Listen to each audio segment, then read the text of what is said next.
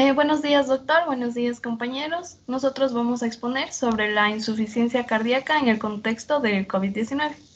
Siguiente, por favor.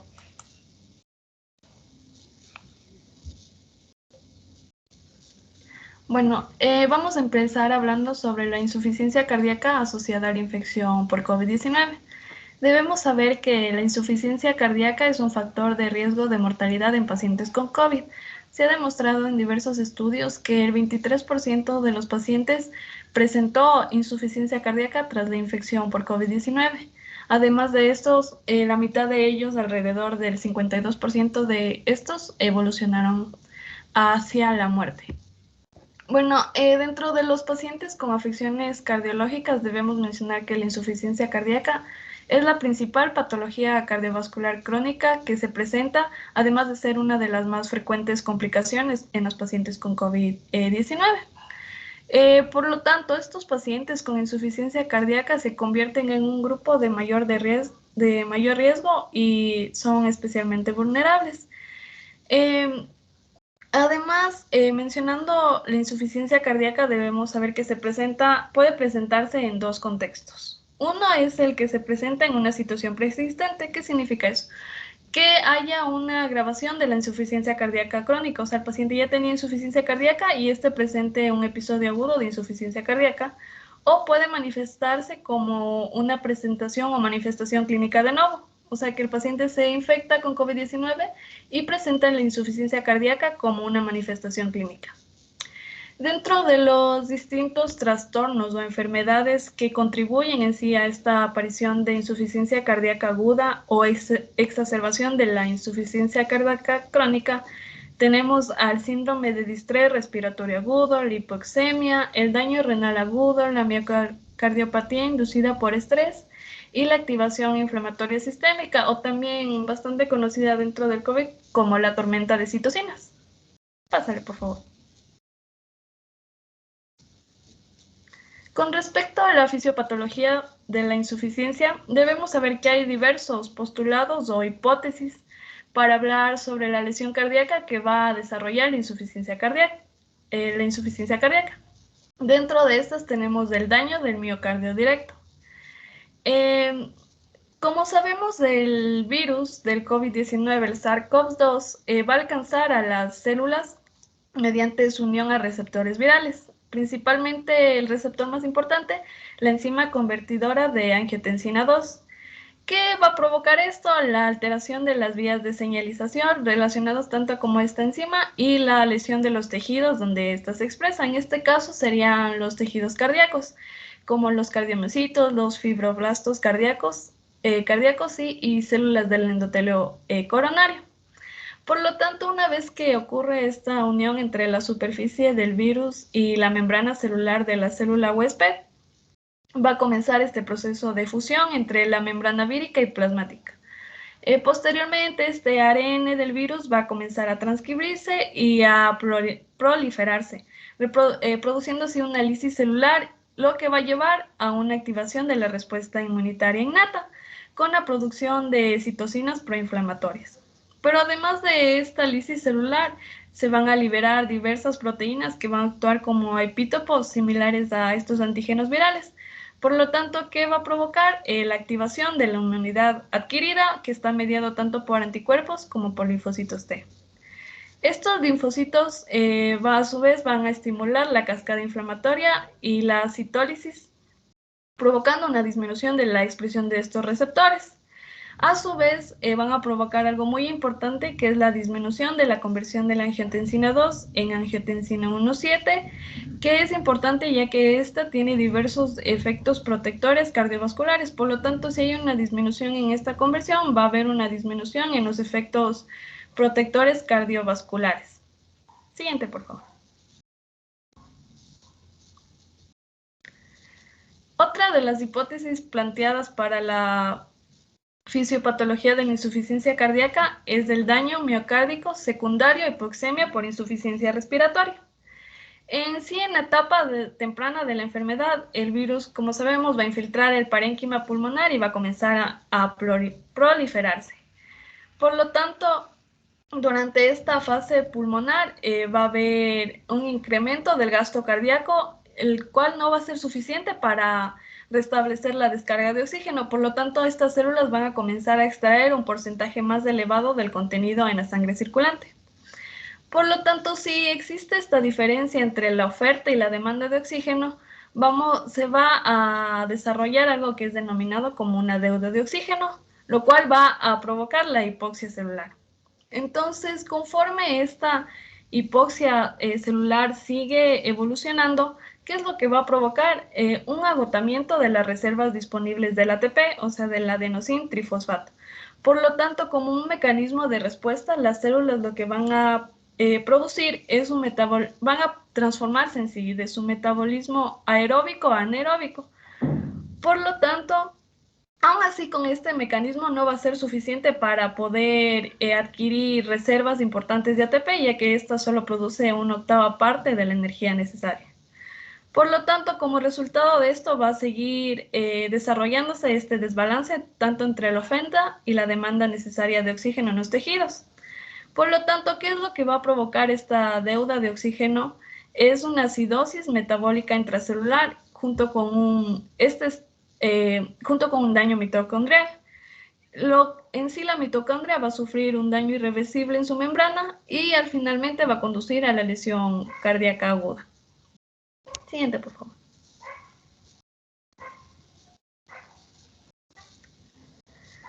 Siguiendo con las hipótesis, tenemos otra que es la respuesta neurohormonal en la insuficiencia cardíaca, en la cual se va a ver una alteración. En sí, es importante saber que en insuficiencia cardíaca, estas alteraciones neurohormonales van a alterar la estructura del GAD, que es el glicosaminoglicano, que va a conformar redes para componer el glicocáliz endotelial. Entonces, en insuficiencia cardíaca, esta pérdida de la estructura del GAD, ¿qué va a provocar? Una pérdida de la capacidad de amortiguación intersticial y la acumulación desproporcionada de líquidos intersticiales, ya que una de las funciones principales del GAD es ser amortiguador de sodio, jugando así un papel muy importante en la homeostasis de los fluidos y de la función endotelial. A su vez, que existe esta alteración de la estructura del GAD, va a haber una disminución de la estructura del glicocáliz endotelial. Entonces, si se presenta esta disminución del glicocáliz endotelial, ¿qué es lo que va a provocar?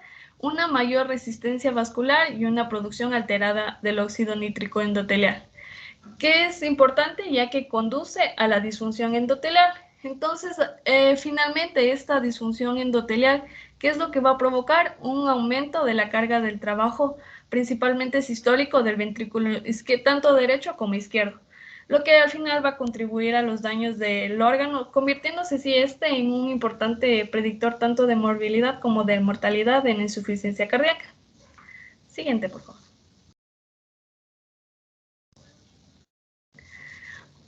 Con respecto a la respuesta inmunitaria e inflamación secundaria, debemos saber que se va a presentar una disminución de los linfocitos CD4 y CD8. Por lo tanto, esta disminución en sí de las células va a jugar un papel crítico en la homeostasis del sistema inmunitario. Entonces, junto con esta disminución de los linfocitos, también se va a producir una activación inefectiva tanto de los linfocitos T citotóxicos CD8 y los linfocitos T natural killers, con una producción débil de anticuerpos, provocando así un aclaramiento viral inefectivo y la producción débil de anticuerpos.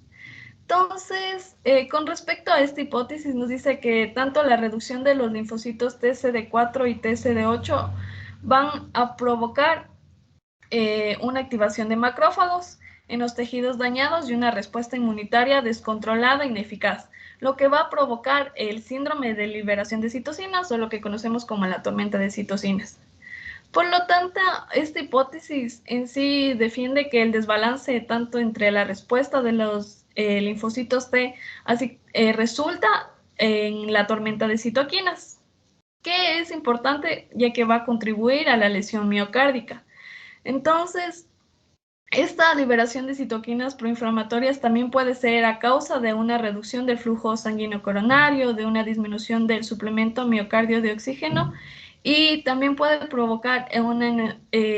provocado por una inestabilidad por ejemplo, una ruptura de una placa de ateroma generando así una trombosis. Siguiente, por favor.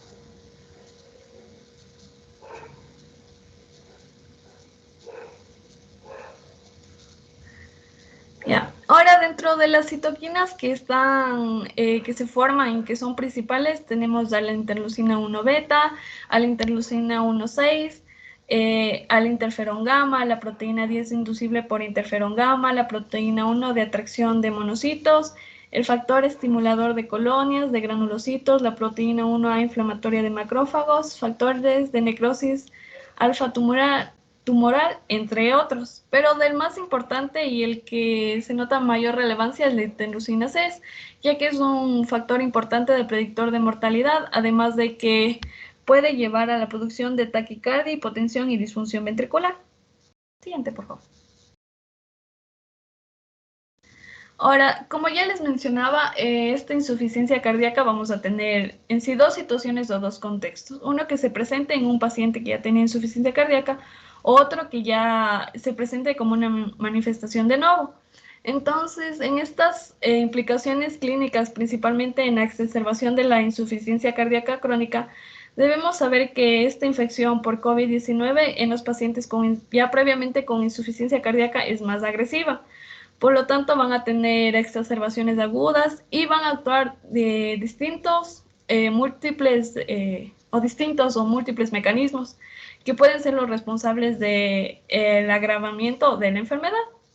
Entonces, como vemos en la imagen, se presenta distintos mecanismos. Uno de estos es el síndrome de distrés respiratorio agudo, que va a evolucionar en una hipertensión pulmonar, lo que va a provocar una insuficiencia cardíaca derecha. Con respecto a otros mecanismos, vemos una alta activación del sistema simpático, lo que va a activar el sistema renina-angiotensina y a su vez va a provocar una sobrecarga de volumen, lo que va a llevar a una disfunción del ventrículo izquierdo. Además de esto, esta activación de la simpática también lo que va a aumentar es de la miocardiopatía por estrés, lo que va igual a provocar una disfunción del ventrículo izquierdo. Junto con esto también tenemos otro mecanismo importante que es la presencia de la insuficiencia renal o lesión renal aguda, que también va a aumentar la sobrecarga de volumen, lo que va a llevar a la disfunción del ventrículo izquierdo, llevando así una insuficiencia cardíaca. Otro factor importante también es el shock séptico. También tenemos a los mediadores inflamatorios, los cuales van a provocar una depresión miocárdica que igual va a llevar a la disfunción del ventrículo izquierdo. Otros dos mecanismos importantes es el aumento de la demanda metabólica y también se ha visto un aumento en la actividad, un desbalance en la actividad trombótica, lo que va a generar la isquemia y a su vez puede ser factor importante para el desarrollo de insuficiencia cardíaca. Siguiente, por favor. Ahora, con respecto a la insuficiencia cardíaca como manifestación de la infección por COVID-19 en individuos previamente sanos, he visto que un cuarto de pacientes hospitalizados por COVID-19 ha presentado insuficiencia cardíaca. Y con relación a los pacientes ingresados a unidades de cuidados intensivos, un tercio de estos pacientes ha presentado insuficiencia cardíaca. En sí, se plantea que la aparición de esta insuficiencia cardíaca puede ser a causa del efecto directo del virus o por la inflamación sistémica del corazón. También se ha visto que existe dentro del contexto de la insuficiencia cardíaca y el COVID-19 una alteración del estado protrombótico. Por lo tanto, en diversos estudios se ha visto que ha habido alteraciones tanto de la anticoagulación sistémica en diversos pacientes con COVID-19. Por lo tanto, si Otro factor importante de desarrollo para insuficiencia cardíaca sería esta alteración en el estado protrombótico, lo cual podría generar una embolia pulmonar, que a su vez podría ser el factor importante de desarrollo de insuficiencia ventricular derecha aguda. Siguiente, por favor.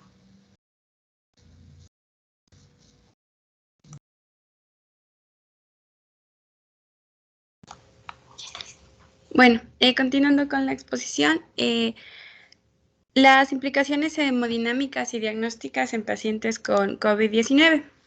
Aquí se mencionaba que era característico en este contexto que los péptidos natriuréticos elevados sugieren una insuficiencia cardíaca con un peor pronóstico de COVID-19.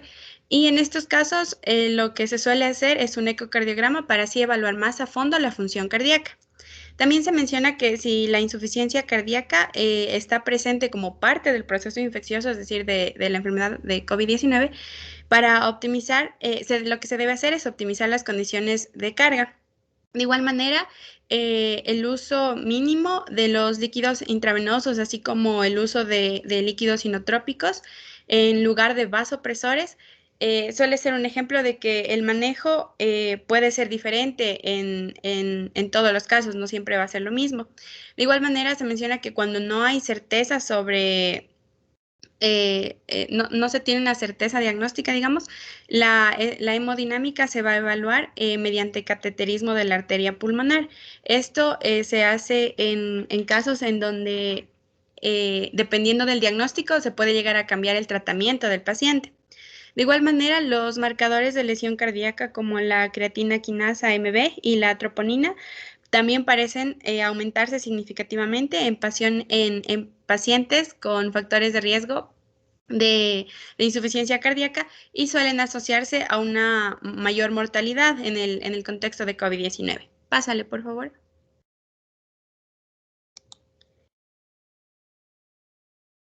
Ya, respecto a estas mismas implicaciones, también se menciona que se debe realizar una evaluación cuidadosa de los signos de hipervolemia o de hipoperfusión en todos los pacientes que tengan COVID-19.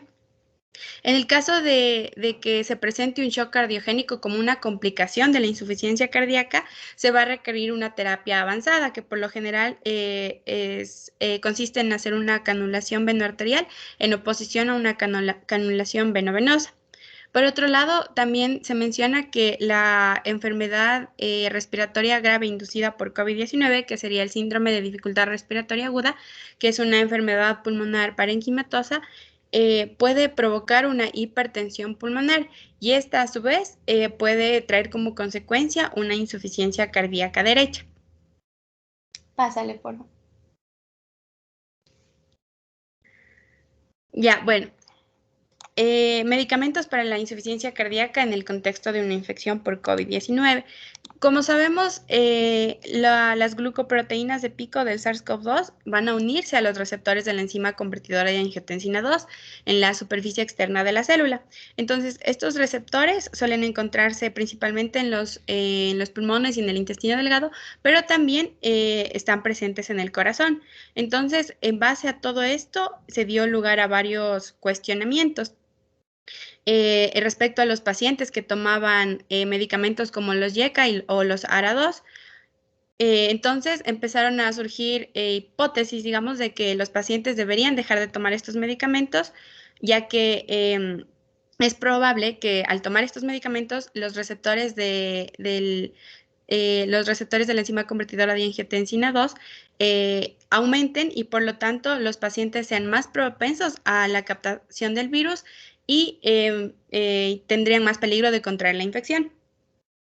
Sin embargo, la interacción del virus con el receptor de la enzima convertidora de angiotensina 2 y con los medicamentos como los YECA y los bloqueadores de los receptores de angiotensina 2 es bastante compleja, por lo que se establece que aunque la enzima convertidora de angiotensina y la enzima convertidora de angiotensina 2 sean similares, los sitios activos de estas son diferentes y por tanto no afectarían, digamos, de manera directa la actividad de cada uno, haciendo al paciente más propenso a contraer la infección. Y en segundo lugar, en la mayoría de los artículos se menciona que no se disponen datos sobre el efecto de estos fármacos respecto a la expresión pulmonar específica de la enzima convertidora de angiotensina 2. Incluso se menciona que si se asume que los inhibidores del sistema de renina-angiotensina regulan al alza estos niveles de la enzima convertidora de angiotensina 2. Todavía no se tienen datos para concluir que esto aumentaría la predisposición de los humanos a que haya una mayor entrada del virus. También se menciona que, como se conoce, o sea, al convertir la angiotensina 2 en angiotensina 1,7, esta enzima convertidora de angiotensina 2, de hecho, puede revertir parcialmente los efectos del sistema renina-angiotensina y los resultados perjudiciales que esto provoca, no solo en la insuficiencia cardíaca, ya sea por vasoconstricción o por un remodelado del miocardio, sino también en su posible papel en la inducción de la lesión pulmonar aguda. También mencionaba en este artículo que se han registrado una serie de casos en donde se incluyó al menos 363 pacientes con enfermedades cardiovasculares, entre ellas la insuficiencia cardíaca, que estuvieron hospitalizados y que tenían la infección por COVID-19. Sin embargo, la exposición que estos pacientes tuvieron a los YECA y a los SARA-2 no afectó en la enfermedad, no afectó en su pronóstico ni tampoco en la mortalidad, por lo que varios grupos médicos y profesionales consideraron que no se tiene todavía los datos disponibles para decir que se debe suspender el tratamiento de estos fármacos, por lo tanto, no se debe interrumpir este tratamiento y se aconseja continuar con el tratamiento según las indicaciones estándar. Pásale, por favor. Ya. Respecto a los medicamentos sugeridos por COVID-19 y su posible interacción con la población que padece insuficiencia cardíaca. Aquí mencionaba dos medicamentos, que era la cloroquina y la hidroxicloroquina, que suelen ser usados en pacientes con COVID-19. Estos menciona que bloquean el canal de potasio y como consecuencia de esto, lo que se puede causar es que se prolongue el intervalo QT y esta prolongación suele estar relacionada con casos de muerte súbita cardíaca. Entonces, como sabemos, los pacientes con insuficiencia cardíaca pueden tener un riesgo particular de muerte súbita cardíaca ya, o sea, en el contexto de la propia cardiopatía. Y si a esto lo que hacemos es sumar la administración concomitante de agentes proarrítmicos ya en etapas avanzadas, lo que esto podría dar como resultado un aumento de las posibilidades de la prolongación del intervalo QT. Entonces, por ende, estos pacientes tendrían más riesgo de padecer una muerte súbita cardíaca.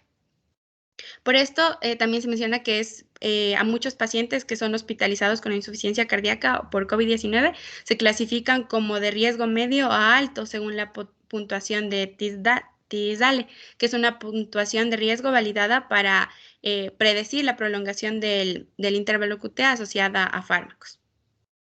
Pásale, porfa. Ya, y también se mencionaba algunas recomendaciones para pacientes ambulatorios con insuficiencia cardíaca en el contexto de la pandemia por COVID-19. Lo que se recomendaba aquí era en sí que debe darse un control domiciliario y un registro del peso y de los signos vitales diarios, incluida la insuficiencia cardíaca, la presión arterial y la saturación de oxígeno, para ir evaluando al paciente diariamente y ver que éste no esté sufriendo alguna alteración o tenga signos de peligro. De igual manera, se recomienda no cambiar o suspender el tratamiento en estos pacientes, especialmente cuando la indicación del mismo le ayuda a tener un mejor pronóstico, como es en el caso de la insuficiencia cardíaca con fracción de expulsación reducida. Como les mencioné hace un momento, las hipótesis que surgían que se debe suspender el tratamiento con YECAS o con ARA2 porque esto haría a los pacientes más propensos de adquirir la infección. Sin embargo, esto, como les mencioné, no está comprobado, entonces el tratamiento no se debe suspender, sino que se lo debe continuar. De igual manera, hay pacientes que suelen tener un dispositivo implantado como marcapasos o un resincronizador. En este caso, lo que se hace es revisar a los pacientes por telemetría Y si el paciente presenta datos de descompensación, se procura dar una atención al paciente en su domicilio. Y si no se puede, lo que el paciente debería hacer es acudir a un hospital del día para así evitar la hospitalización y que éste no corra el riesgo de poder infectarse con COVID-19. Pásale, porfa. Ya, gracias por su atención.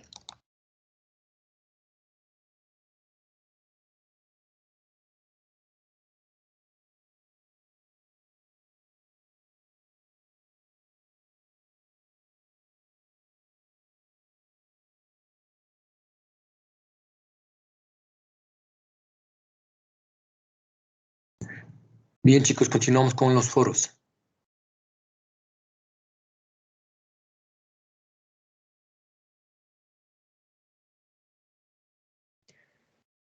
Listo, ya la estoy proyectando, doctora.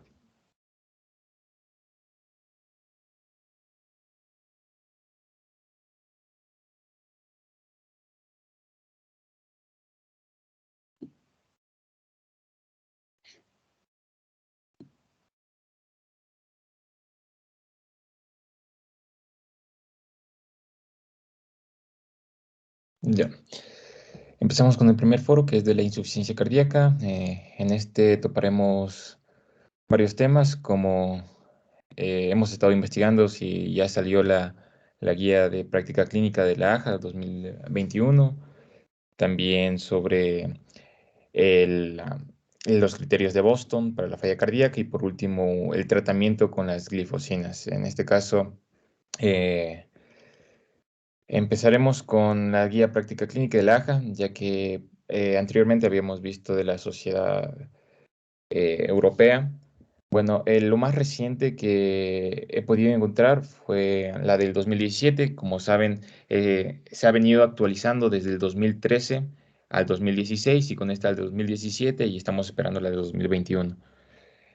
Y prácticamente lo que nos dice, bueno, empecemos con ciertas definiciones. En la insuficiencia cardíaca tenemos dos tipos: la izquierda con fracción de eyección reducida y la fracción de eyección conservada. En este también vamos a tener respectivamente la insuficiencia cardíaca sistólica y la diastólica. Y progresivamente, si esta insuficiencia cardíaca izquierda eh, se regresa, ¿verdad? Se va a las venas pulmonares, luego al pulmón, puede llegar al ventrículo, retrógradamente al ventrículo derecho y causando una insuficiencia cardíaca derecha, como ya hemos visto sus síntomas de edema, congestión yugular, en la yugular, etcétera. Entonces, esta guía nos indica un tratamiento para para la insuficiencia cardíaca izquierda de fracción de eyección reducida. Esta fracción de eyección se la calcula dividiendo, ¿verdad? La cantidad de sangre que bombea el corazón hacia el organismo sobre la cantidad de sangre que llega al ventrículo, que se almacena en el ventrículo. Entonces vamos a tener como una clasificación normal en el límite y la reducida. Como podemos ver en la gráfica, del 50 al 70% es la normal, donde no vamos a tener ninguna sintomatología. En cambio, si tenemos una fracción de eyección del 41 a 49%, los síntomas van a ser notables durante la actividad física, no es forzada. En cambio, cuando ya está reducida, es menor al 40%, y aquí se hace incluso evidente la sintomatología en reposo. Para ello, en esta guía pues, prácticamente se va a hablar sobre estadios, o sea, estados de capacidad y una evaluación objetiva. Por lo tanto, clasificaremos de acuerdo a New York Association. Tenemos la clase 1, 2, 3 y 5 y también por el otro lado la clase A, B, C y D que se van a combinar. Entonces, explicamos esta clasificación funcional una vez vista la estructural. Entonces, la clasificación 1, cuando se refiere a que una actividad no causa fatiga, como lo pueden ver, no existe ni palpitaciones ni disnea. En cambio, ya cuando tenemos estadio 2, hay una ligera limitación en la actividad física. La actividad física ordinaria va a producir en este caso la fatiga, palpitaciones y disnea. Vamos a tener una sintomatología leve. En la 3 ya hay una marcada limitación física, pero todavía no se presenta en reposo. Aquí ya no es una actividad física normal, o sea, no es una actividad física con esfuerzo, sino es una actividad ordinaria. Es donde vamos a tener fatiga, palpitaciones o disnea, en este caso al caminar, hacer actividades rutinarias. En cambio, ya en el último estadio, en el 4, ya incluso se va a presentar estas molestias en reposo. Entonces, no puede realizar ninguna actividad física. En cambio, tenemos la otra, la evaluación objetiva. En este caso, la A se refiere a que no hay evidencia de enfermedad cardiovascular, ni síntomas, ni limitaciones. En la B ya hay evidencia objetiva de una enfermedad cardiovascular, pero mínima. Entonces, los síntomas correspondientes van a ser leves y por ello una leve limitación en la actividad ordinaria. En cambio, en la C, ya la evidencia va a ser moderadamente grave, la evidencia de una enfermedad cardiovascular. Entonces, la limitación ya vamos a tener con síntomas hasta en actividades menos que ordinaria.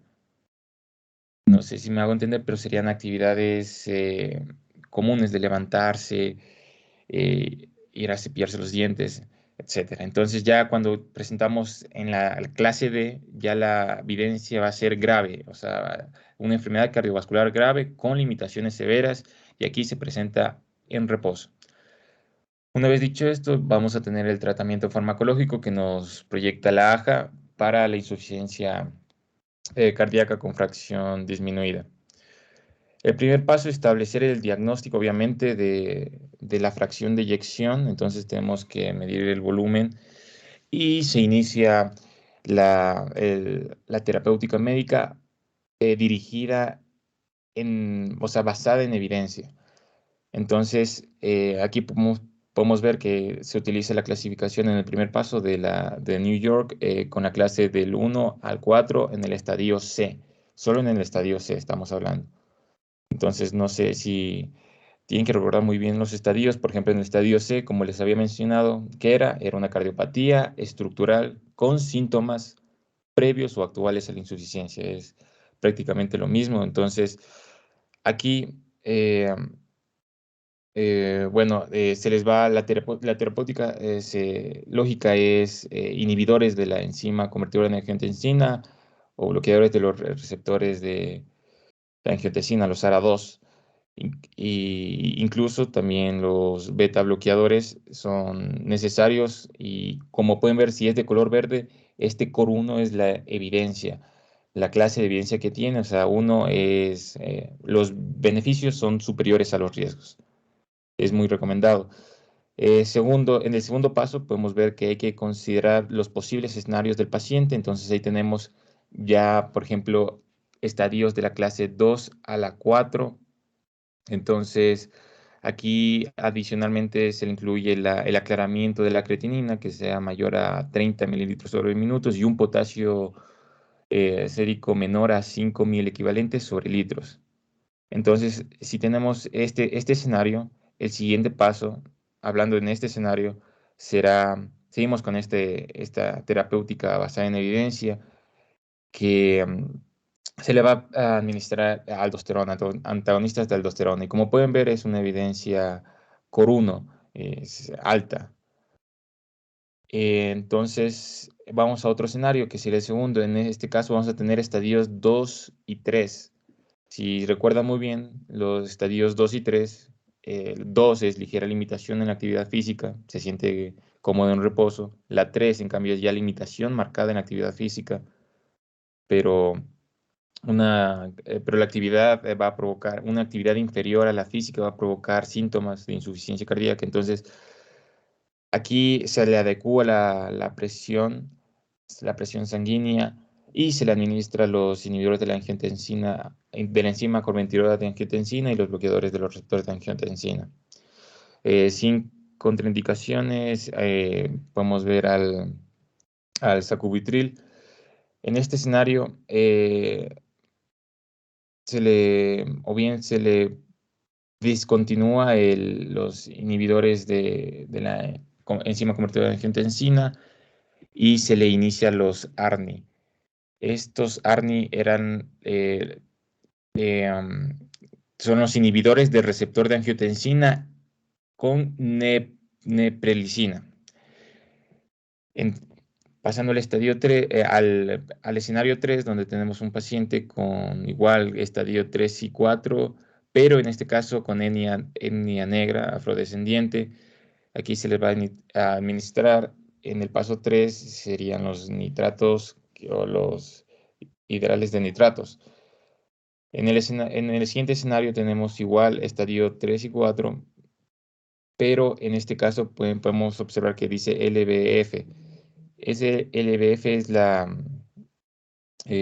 si mal no recuerdo, es Left Ventricle Ejection Fraction, que sería la fracción de eyección del ventrículo izquierdo que sea menor al 35%. Entonces, podemos ver que ahí subsiguiente se le va el siguiente paso en pacientes que tengan una fracción de eyección menor al 35 va a ser un implante, un desfibrilador automático implantable. Ese es lo que nos indica la AJA. Y por último, ya para no demorarnos mucho, pasemos al siguiente escenario donde tenemos estadios 2 y 3 con una frecuencia cardíaca mayor o igual a 70 latidos por minuto y con una tolerancia a la dosis de beta bloqueadores se les va a dar ibraticina. En este caso, como pueden ver, es de color amarillo, tiene indicación 2A en el grado de recomendación. Bueno, eso es lo que nos indica la AJA actualmente. Y bueno, ya si son refractarios, bien se los lleva al paso 5, que son cuidados paliativos, trasplantes, dispositivos implantables, o se sigue investigando. Eso es lo que nos indica la AJA. Ahora, para rápidamente comparar la AJA con lo que nos indica la sociedad, tiene ciertas semejanzas. Por ejemplo, las pruebas diagnósticas ya hemos visto ecocardiografía transtorácica, la prevención, bueno, aquí se utiliza resonancia magnética para evaluar la cicatrización miocárdica, pero tenemos esto llamado medicina de precisión, en donde se va a utilizar los péptidos natriuréticos tipo B para saber la gravedad de la insuficiencia cardíaca o si el tratamiento está funcionando para la insuficiencia cardíaca. Entonces, esto se lo llama medicina de precisión para estar antes de las complicaciones de una insuficiencia cardíaca. Y bueno, aquí también concuerdan con el triple bloqueo neurohormonal. Se inicia con, como ya les dije, los ARA2, los IECA, los bloqueadores, los beta bloqueadores, y luego se inicia con esta combinación que era el ARMI. Y bueno, esto pasemos a la siguiente, donde vamos a contrastar, en cambio, las diferencias que tienen. En American Heart Association, bueno, esta se enfoca más en el tratamiento para la insuficiencia cardíaca de fracción reducida en pacientes crónicos y se ha visto poca evidencia y eficacia, en cambio, con, en pacientes con fracción de eyección conservada. Entonces, bueno, aquí pueden ver las pruebas diagnósticas. Aquí también una resonancia magnética o un proceso infiltrante, en cambio en la Sociedad Europea solo la resonancia magnética.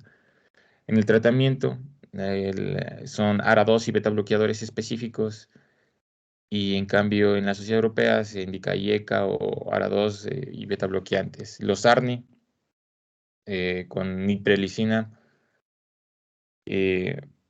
Sí, los angiotensin receptor neprilysin inhibidor. Sí, esos en cambio también con IECA o ARA2 para síntomas crónicos.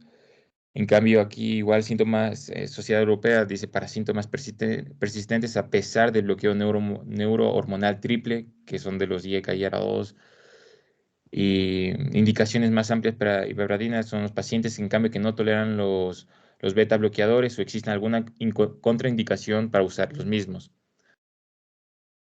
Y bueno, así es contrastando entre de ambas sociedades. Y bueno, esto es, todavía no sale la 2021 de la guía práctica clínica, pero hay una actualización del 2020 para la decisión, bueno, aquí dice, de la vía de decisión de consenso de expertos a partir de la 2017 para optimizar, en cambio, el tratamiento de la insuficiencia eh, con 10 cuestiones fundamentales que se resumen en este cuadro. Pero respecto a la fracción de eyección reducida, la insuficiencia cardíaca izquierda con fracción de eyección reducida. Entonces, bueno, ¿qué nos dice esto? Rápidamente, prácticamente las cuestiones son cómo iniciar, agregar o cambiar terapias a nuevos tratamientos dirigidos por guías y basados en evidencia. Todo es por, por GDMT, que es la terapéutica médica dirigida por guías o evidencias, todo basado en evidencias. De ahí otra cuestión sería cómo lograr una terapia óptima con múltiples fármacos para la insuficiencia cardíaca, incluido la evaluación clínica aumentada, es decir, biomarcadores con las presiones de llenado que puedan desencadenar estos cambios adicionales a la terapia dirigida por pautas, las pautas que ya hemos estado viendo. También nos indica cuándo podemos derivar a un especialista en insuficiencia cardíaca. También nos da dosis objetivos, o sea, como las dosis, las barreras en la titulación de medicamentos, cuándo solicitar un ecocardiograma, cómo abordar estos desafíos en la atención primaria, cómo mejorar la adherencia, porque existen incumplimientos en la medicación. También se lleva a cabo mediante políticas para promover la adherencia. ¿Qué se necesita en pacientes específicos, en cohortes, por ejemplo, en afroamericanos, adultos mayores, personas frágiles de riesgo, diabetes? ¿Cómo administrar incluso el costo y el acceso de estos pacientes a los medicamentos para la insuficiencia cardíaca? ¿Cómo gestionar la complejidad de una insuficiencia cardíaca, las comorbilidades, etcétera? Entonces, prácticamente es lo más nuevo que ha sacado la LAJA.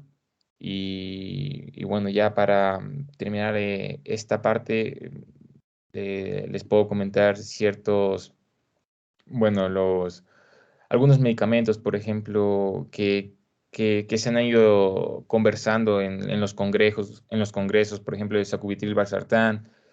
En la edición de la AJA se aclara que se recomienda en pacientes con insuficiencia cardíaca crónica con estadios 2 y 3 del New York que toleran previamente un IECA o ARA2 con el fin de reducir la morbilidad y la mortalidad. Entonces, el uso apropiado de este sacubitril/valsartán implica recordar que este medicamento reemplaza los IECA o ARA2 y se aclara que no se debe utilizar de forma simultánea, pero este es tiene un grado de recomendación grado 3. No se confundan entre los estadios, ¿verdad?, del New York con la clase de recomendación, el 1A, el 2B. No se confundan entre esos, no sé si me estoy explicando bien, porque es muy importante saber estos datos. Cuando les dicen clase de recomendación es el core que es 1, es la evidencia.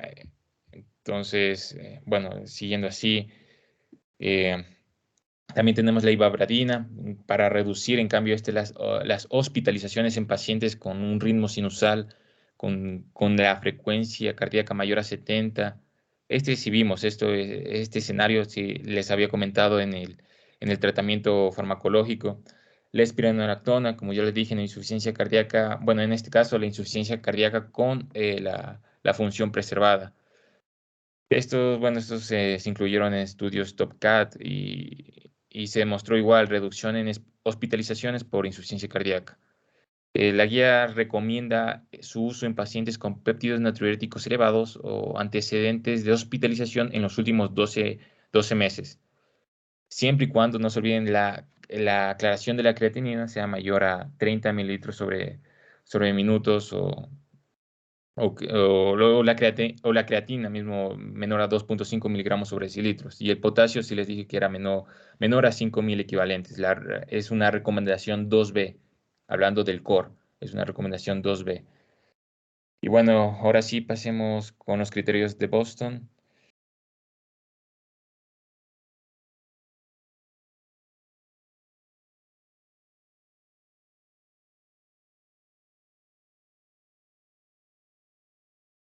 Pídeme de nuevo el control, Vane, que te rechacé.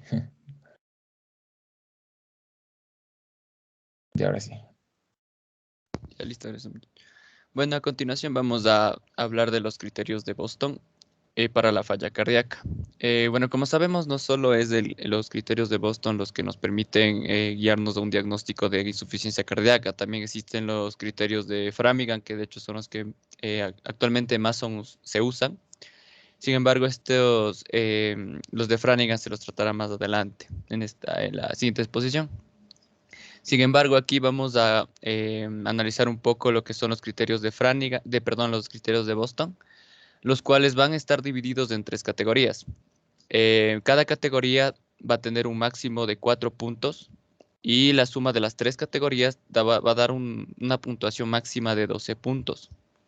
En este caso, en la primera categoría, que se basa en la historia clínica del paciente, vamos a destacar síntomas como la disnea de reposo, la autopnea, la disnea paroxística nocturna, la disnea caminando en llano, en terreno plano, y la disnea de esfuerzo. Cada una con su respectiva puntuación. En este caso, la disnea de reposo y la ortopnea van a tener una puntuación de 4, la disnea paroxística nocturna una puntuación de 3, la disnea caminando en terrenos planos 2 y la disnea de esfuerzo 1. En la categoría 2, vamos a enfocarnos en el examen físico, tomando en cuenta un aumento de la frecuencia cardíaca entre 91 y 110 latidos por minuto, o con una puntuación de 1, y la siguiente con una puntuación de 2 va a ser cuando la frecuencia cardíaca tenga un valor mayor a 110 latidos por minuto. También se tendrá en cuenta la presión venosa central, que debe tener un valor mayor a 6 centímetros de agua, con una puntuación de 2, o podemos puntuar con 3 puntos en caso de que además de la presión venosa central sea mayor a 6 centímetros de agua, también se le asumen hepatomegalia o edema. Asimismo, vamos a, en estos casos, encontrar crepitantes pulmonares basales, que se le otorgará un punto, y crepitantes pulmonares más que basales en una puntuación de 2. Asimismo, podemos encontrar sibilancias y un tercer ruido cardíaco a los que se les dará 3 puntos a cada uno. Y finalmente, en la categoría 3, que nos basaremos en una radiografía de tórax, debemos encontrar signos como el edema pulmonar alveolar, que se le dará 4 puntos, un edema pulmonar intersticial, al cual se le dará igualmente 3 puntos, al igual que el derrame pleural bilateral y el índice cardiotorácico con un valor mayor a 0,50. Y finalmente tendremos una redistribución de flujo a las zonas superiores, a las que se les dará 2 puntos. Una vez sumadas las 3 categorías, en este caso, si tenemos un valor menor a 4 puntos, podemos considerar una insuficiencia cardíaca improbable. Si tenemos una puntuación de 5 a 7, podemos considerar una posible insuficiencia cardíaca. Y si el rango parte de 8 a 12 puntos, que es el máximo, tenemos un diagnóstico ya de certeza de insuficiencia cardíaca. Bueno, en cuanto a la clasificación estructural y funcional de la falla cardíaca, como bien les mencionó mi compañero al inicio de la exposición, podemos clasificarla estructuralmente. Esto está dado por la American Heart Association, está dada igualmente por estadios, como se les explicó. Bueno, esta se centra, como su nombre lo llama, en la estructura del corazón, asimismo de los síntomas que puede presentar el paciente a lo largo del desarrollo de la enfermedad, dando, por ejemplo, en el estadio A un paciente con alto riesgo de desarrollar insuficiencia cardíaca, pero no presenta ningún tipo de daño estructural al corazón. Partiendo al estadio B, un paciente con un trastorno estructural del corazón, pero que no tiene o no ha desarrollado síntomas de insuficiencia cardíaca. Un estadio C en el que el paciente tiene síntomas pasados o actuales de insuficiencia cardíaca, y sin embargo aquí ya existe una cardiopatía estructural. Y el estadio D, donde el paciente ya presenta un compromiso mayor a nivel cardiovascular, por lo cual va a necesitar soporte circulatorio incluso, o tratamientos especializados, infusiones ionotrópicas continuas, trasplante cardíaco, ya de plano cuidados paliativos. Asimismo, tenemos una clasificación funcional, que está dada sobre todo por la New York Heart Association, que está dividida igualmente en cuatro clases, digámoslo así. En la clase 1, los pacientes sobre todo presentan una enfermedad cardíaca, pero sin embargo pueden realizar una actividad física casi sin ninguna limitación. Y asimismo, esta actividad física que normalmente pueden realizar los pacientes no va a tener repercusión a nivel fisiológico, es decir, no va a presentar, por ejemplo, fatiga, palpitaciones o disnea durante su actividad. Ya en una clase 2 de estos pacientes ya pueden presentar enfermedad cardíaca que va a comprometer de alguna forma o limitar su actividad física. De este modo también los pacientes pueden presentarse cómodos en reposo, a diferencia de lo que ya veríamos viendo en las dos clases restantes. Y la actividad física ya va a producir síntomas como la fatiga, las palpitaciones o la disnea. En la clase 3, los pacientes con enfermedad cardíaca ya tienen una marcada limitación en la actividad física, ya van a presentar molestias un poco mayores. En este caso, igualmente los pacientes van a continuar sintiéndose cómodos durante el reposo. Sin embargo, una actividad física inferior a lo normal ya causa molestias como fatiga, las palpitaciones o la disnea. Y finalmente, en la clase 4, los pacientes continúan con una enfermedad cardíaca que ya les imposibilita realizar cualquier tipo de actividad física sin ningún tipo de molestia. Es decir, aquí ya prácticamente, incluso en reposo pueden ya presentar algún tipo de molestia, peor aún, realizando una actividad física, incluso siendo mínima. Y finalmente los síntomas están presentes, como le explicaba, incluso durante un esfuerzo muy mínimo incluso.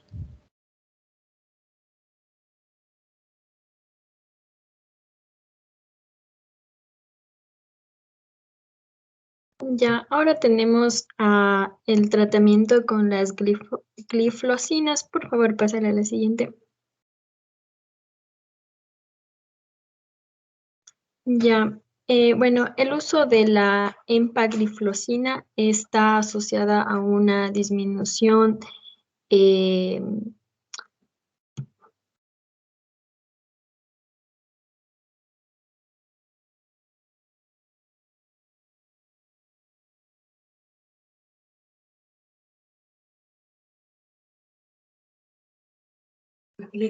disculpen si me escuchan ahí, lo que pasa es que se me entrecortó. Sí, Vanessa. Ya, bueno, entonces retomando, el uso de la empagliflozina se ha asociado a una disminución de la hemoglobina glicosilada en pacientes con diabetes mellitus tipo 2, incluyendo a aquellos que se encuentran con enfermedad renal. Bueno, hay estudios en donde nos indican que los inhibidores del cotransportador del sodio glucosa han logrado una reducción de la presión intraglomerular y mejorar la hiperfiltración en pacientes con diabetes mellitus tipo 2. Estos mecanismos podrían explicar los resultados en la mejoría de la función renal. Así también el efecto nefroprotector de los inhibidores del cotransportador del sodio glucosa podría contribuir a efectos beneficiosos que esto se va a observar que se observan en la empagliflozina, en una mortalidad cardiovascular y en insuficiencia cardíaca a través de minimizar la sobrecarga de volumen. También la activación neurohormonal y de los mecanismos inflamatorios que se van a observar típicamente en el síndrome cardiorrenal. Hacerle la siguiente. Ya. Bueno, también el efecto inicial observado de los inhibidores de los cotransportador de sodio glucosa en cuanto a su acción diurética, natriurética, pueden ser un mecanismo clave en la reducción de los eventos cardiovasculares, también en la insuficiencia cardíaca. Los pacientes con diabetes mellitus tipo 2 que presentan una disfunción cardíaca subclínica y también una disfunción renal pueden ser especialmente sensibles a la retención hidrosalina. Por ende, la combinación en la reducción de la presión arterial de 4 milímetros mercurio y la reducción en la retención de sodio y de agua por empagliflozina pueden tener un efecto particularmente beneficioso en demorar o atrasar el desarrollo de la insuficiencia cardíaca. En un estudio existen datos donde han demostrado que en esta amplia población de pacientes con diabetes mellitus tipo 2, el tratamiento con los inhibidores del cotransportador sodio-glucosa, por ejemplo, la dapagliflozina, canagliflozina o empagliflozina, han ayudado a una reducción de las tasas de hospitalización por insuficiencia cardíaca en un 39%. También por una muerte por cualquier causa o una reducción, bueno, esto fue en un 46%. Pásale a la siguiente. Bueno, en este cuadro también podemos observar en donde nos indican los inhibidores del cotransportador sodio-glucosa. Por ejemplo, tenemos la dapagliflozina, la canagliflozina, la empagliflozina, con sus respectivas dosis. En el caso de la dapagliflozina tenemos que se administra vía oral 1 o 2 veces por día y la dosis va a ser de 10 miligramos de cilitro. Esto no, los efectos adversos que va a tener son infección del tracto genitourinario. Las contraindicaciones nos indica la isquemia crítica de miembros inferiores, también en embarazo y la lactancia. Como comentario en insuficiencia cardíaca, la dapagliflozina y empagliflozina han demostrado una reducción de la internación por insuficiencia cardíaca y muerte cardiovascular.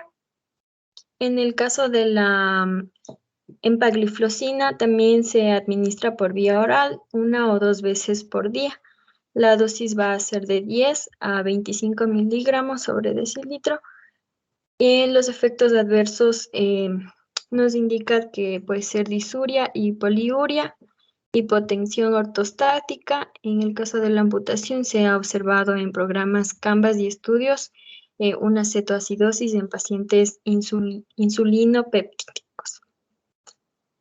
También se menciona en el caso de las contraindicaciones síntomas por depleción de volumen, que va a ser un mayor riesgo en personas que tienen más de 75 años. También en antecedentes de infecciones genitourinarias. En los comentarios respecto a la insuficiencia cardíaca, nos menciona una evidencia de ensayos clínicos aleatorizados que han demostrado una reducción de internación por insuficiencia cardíaca. También existe evidencias de subanálisis que demuestran un probable beneficio en reducción de internación por insuficiencia cardíaca en pacientes con insuficiencia cardíaca previa. Pasar a la siguiente. Eso sería todo. Gracias. Ya, bueno, para complementar, para que entienda muy bien esto de las glifosinas, es porque en la diabetes se comparte la misma fisiopatología que la insuficiencia cardíaca. Entonces, los datos indican que si tienes diabetes mellitus tipo 2, tienes el riesgo de 2 a 4 veces de tener una insuficiencia cardíaca. Entonces, se ha investigado, bueno, sabemos que la diabetes contribuye al desarrollo de la cardiopatía estructural. Sabemos que la hiperglucemia, la hiperinsulinemia aceleran la aterosclerosis a través, ya saben, de la proliferación, de la inflamación de las células del músculo liso. Entonces, la diabetes se asocia a una dislipidemia aterogénica con esto de las partículas del LDL de baja densidad, que son aterogénicas. Hay una disfunción endotelial, se promueve la adhesión de leucocitos, bueno, lo que ya conocemos. Entonces, va a haber un continuum cardiovascular en donde con este proceso asintomático vamos a tener, bueno, vamos a tener una aterosclerosis, una isquemia o un infarto, y este corazón se va a remodelar, se remodela, se dilata incluso el corazón con estos mecanismos fisiológicos de retroalimentación. Entonces, a la final, esto va a llegar a la insuficiencia, a la falla cardíaca.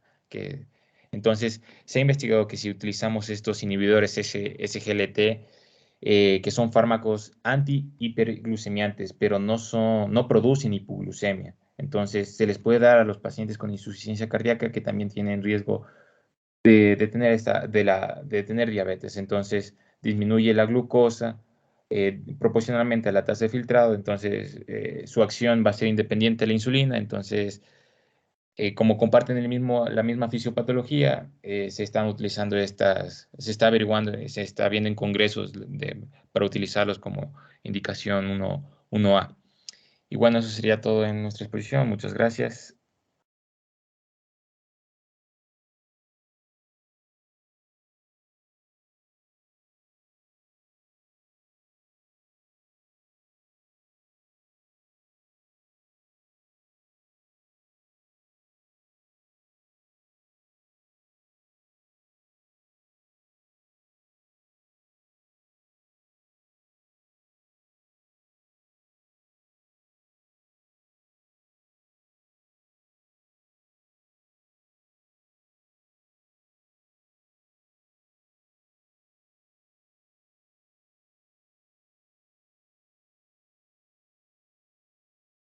Buenos días, doctor y compañeros. Bueno, nosotros vamos a dar a conocer sobre el foro de la insuficiencia cardíaca aguda.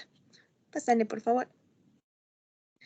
Ya, a modo de recordatorio, tenemos que saber que la insuficiencia cardíaca aguda es un síndrome clínico en el que por diversos mecanismos se va a producir una merma de la función cardíaca, y esto va a ser producto de que no se puedan cubrir las necesidades metabólicas de los tejidos, y si se logra cubrir va a ser a costo del aumento del ritmo cardíaco o del volumen sistólico, o a la vez de los dos juntos. Pásale, por favor. Ya, en cuanto a los criterios de Framingham, como ya mencionó mi compañero en el foro anterior, son uno de los más utilizados para el diagnóstico de insuficiencia cardíaca aguda. ¿En qué consisten? Básicamente están divididos en dos, en criterios mayores y en criterios menores. Entre los criterios mayores tenemos el edema pulmonar agudo, la presencia del ruido S3, estertores crepitantes, cardiomegalia en la radiografía torácica, distensión venosa yugular o presión mayor a 16, reflujo hepatoyugular, disnea paroxística nocturna.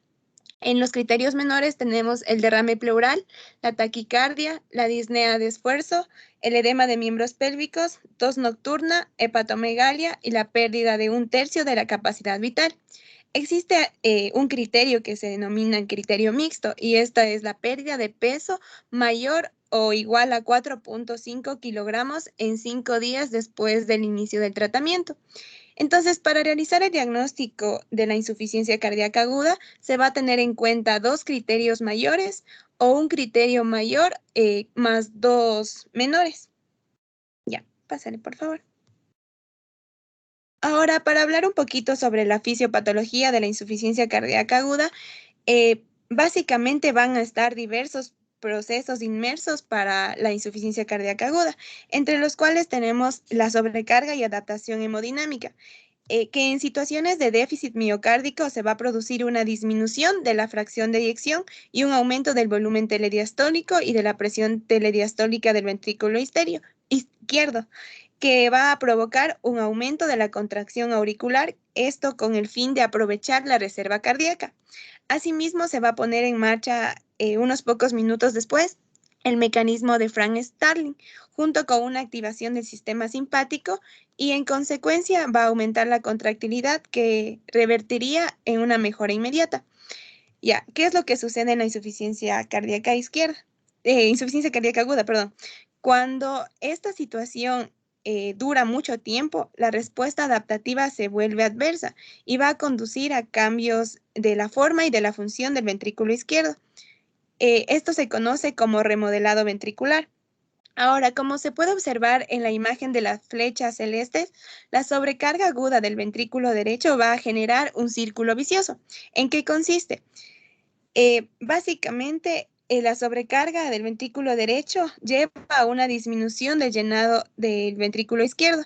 Esto va a conducir a la disminución del gasto cardíaco, a una hipoxemia, hipoperfusión, y va a seguir repitiéndose el mismo proceso, y mientras no se pueda controlar, puede conducir a la muerte del paciente. Ahora, tratando sobre la congestión sistémica, en cambio, en esta la presencia de signos y síntomas como la disnea, la ortopnea, edemas o crepitantes nos va a dar indicios de la presencia de congestión, y esta va a reflejar un aumento de la presión venosa central y del volumen circulante.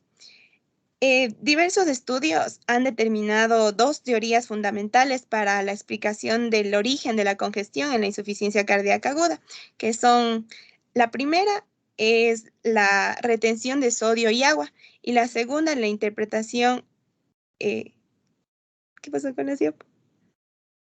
Ya, la interpretación más reciente, que va a decirnos que es una congestión como consecuencia de un desplazamiento brusco del reservorio espláncnico a la circulación general. Esto debido a un aumento de la estimulación simpática propio de la descomposición cardíaca. Ahora, con respecto al sistema neurohormonal y los péptidos natriuréticos, además de las modificaciones de presión y contractilidad, el estrés miocárdico va a poner en marcha la activación de distintas vías neurohormonales, esto con el objetivo de contrarrestar la congestión vascular y la hipoperfusión generada por la disfunción miocárdica. Entonces, se va a activar el sistema simpático, y esto va a permitir aumentar la contractilidad, la frecuencia cardíaca y la vasoconstricción, gracias a la liberación de noradrenalina. Además, también favorece a la liberación de renina. Sin embargo, algo que hay que tomar en cuenta, que una concentración elevada y mantenida de noradrenalina se va a asociar a un peor pronóstico y un aumento de mortalidad. Otro sistema que va a ser como una respuesta es el sistema renina-angiotensina-aldosterona, y este se va a activar como respuesta a la hipoperfusión renal, produciendo así un aumento de renina, y consiguientemente el aumento de angiotensina 2 con una vasoconstricción de la arteriola eferente, que va a ayudar a incrementar la fracción de filtración y mantener un filtrado glomerular mínimo. Simultáneamente también se produce una elevación de las concentraciones de aldosterona, que van a traducir básicamente en la retención de agua y sodio. Hay que tomar en cuenta que este sistema es muy efectivo a corto plazo, pero cuando se perpetúa en el tiempo va a aumentar la disfunción miocárdica y la mortalidad. Con respecto a los péptidos natriuréticos, los principales son el péptido natriurético atrial y el BNP. Estos dos se van a liberar ante situaciones de estrés sobre la pared auricular o ventricular. El daño inflamatorio y el estrés oxidativo, estos afectan simultáneamente a todos los órganos, ya que al existir una activación de la inflamación, hay disfunción endotelial y contribuye a la fisiopatología de la insuficiencia cardíaca aguda. Entre los principales tenemos la proteína C reactiva, cuyo pronóstico igual empeora a aquellos pacientes que muestran concentraciones elevadas y mantenidas de esta proteína.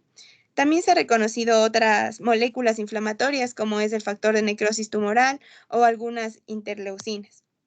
Y por último tenemos el remodelado patológico, el que consiste básicamente en una pérdida de la función del miocardio.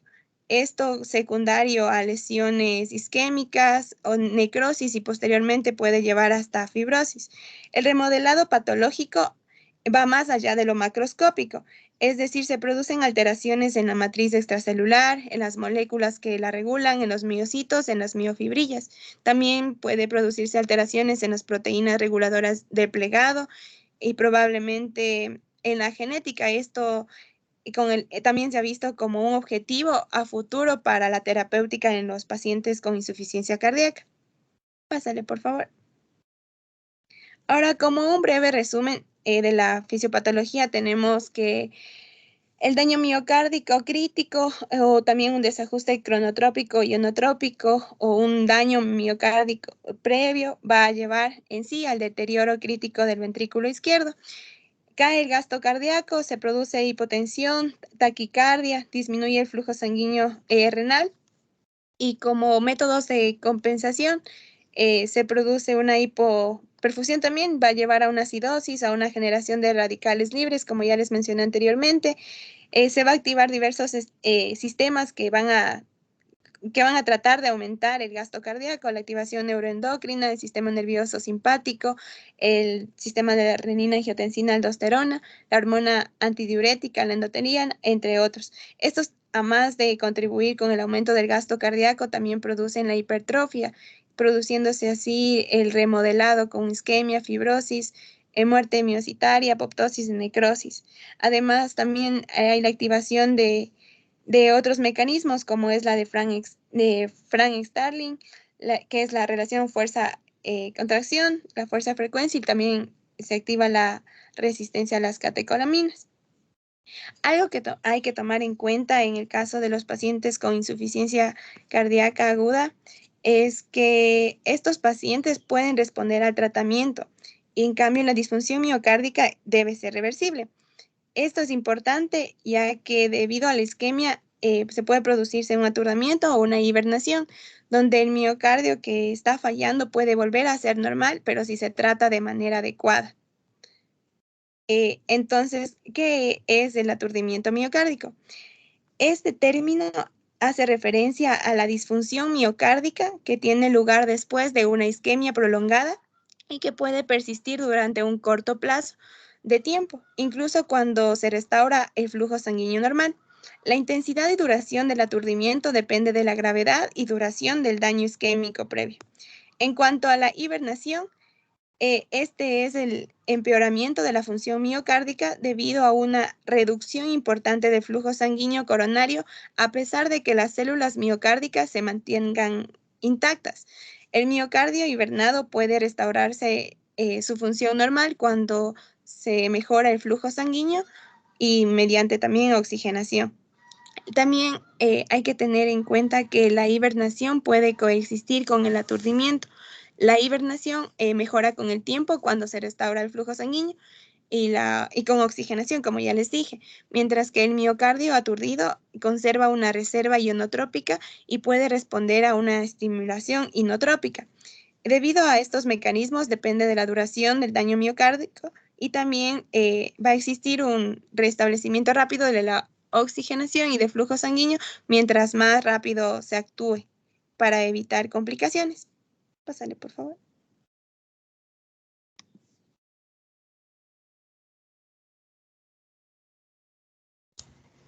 Ya. Continuando con la exposición, les voy a hablar sobre los factores precipitantes para una insuficiencia cardíaca aguda. Según este estudio, primero debemos considerar que la insuficiencia cardíaca aguda se puede dar en dos ocasiones, puede ser de novo o puede ser producto de una descompensación de la insuficiencia cardíaca crónica. Entonces, lo más común, las causas, los precipitantes más comunes en una insuficiencia cardíaca de novo es un síndrome coronario agudo, una enfermedad valvular y las arritmias. En este caso, y la insuficiencia cardíaca crónica descompensada, la principal causa es que no hay una adherencia al tratamiento. Como podemos ver en este esquema de acá,